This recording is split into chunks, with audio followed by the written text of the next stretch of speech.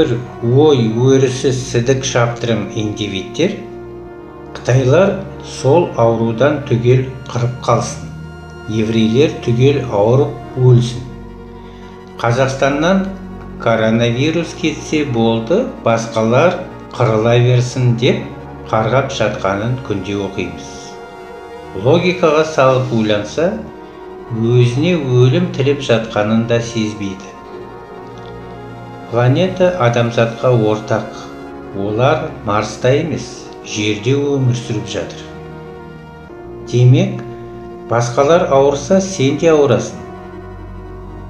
Қытайда 80 мың адам ауырып еді, аурудың таралу масштабын қара.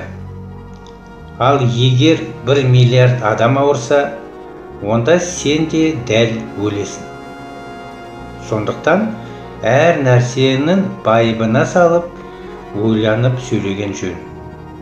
Біз әлемдік кеңістікте бір кішкентай планетаны бірге мекен етіп отырмыз. Вирус жердегі бар адамзатқа қауіп төндіріп отыр. Осы орайда әр ел бір-біріне көмек беріп, ғалымдар бір-бірімен тәжірибе алмасқаны жөн. Адамзаттың қай ұлт болмасын, организміміздің құрылымы да бір. Өйткені біз бір түрміз, Homo sapienspіз. Жалпы айтқанда, олар ауырса, сен де ауырасың. Сондықтан әлем болып айыққанын тілеу керек. Шекаранды мәңгі жаба алмайсың, товар алмасуды мәңгі тоқтата алмайсың. Әлем елдері бір-бірінсіз өмір сүре алмайды.